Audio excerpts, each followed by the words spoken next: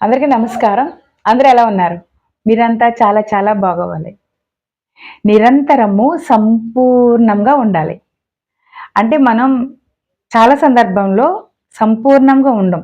సంపూర్ణంగా అంటే పరిపూర్ణంగా ఉండాలి.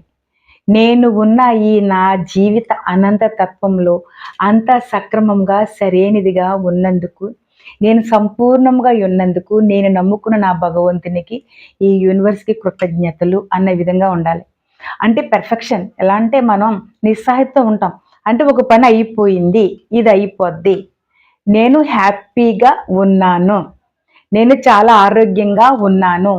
నాకు ఏ లోటు లేదు. నేను చాలా చాలా కంప్లీట్ పర్సన్. నా కుటుంబ బాంధవ్యాలన్నీ కూడా చాలా అద్భుతంగా ఉన్నాయి. అది సంపూర్ణ తత్వం. అంతేగాని ఏదో ఉన్నాంలేండి. ఏంటి బంధుత్వాలు? ఉన్నాయిలే ఏంటో బంధుత్వాలు ఏమున్నాయండి ఈ రోజుల్లో. ఇదివరకు రోజుల్లో అంటే రోజులెప్పుడు ఒకటేనండి. మన ఆలోచనలోనే తేడా. అన్ని విషయాల్లో కూడా సంపూర్ణ తత్వాన్ని మనం ప్రయత్నించండి చూద్దాం. ఎంత పరిపూర్ణంగా ఉంటామో. ఆరోగ్యంలో సంపూర్ణ తత్వం.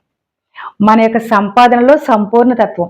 మన ఆలోచనలో సంపూర్ణ తత్వం. అలా ఉన్నట్లయితే మనకి ఇంక తిరిగే ఉండదు. ప్రతి దాంట్లోనూ సంపూర్ణంగా హ్యాపీగా ఉండటానికి మనం ప్రయత్నించాలి. అంటే చేసే ఉద్యోగంలోను, తర్వాత మన కుటుంబ విధానంలో అన్నిట్లోనూ పెర్ఫెక్షన్ సంపూర్ణ తత్వం ఇది ఉంది. నేను బాగున్నాను, నేను హ్యాపీగా ఉన్నాను అనుకుంటా ఉంటే సూపర్‌గా ఉంటాం. ట్రై చేద్దామా? Thank you so much. Thank you for watching this video.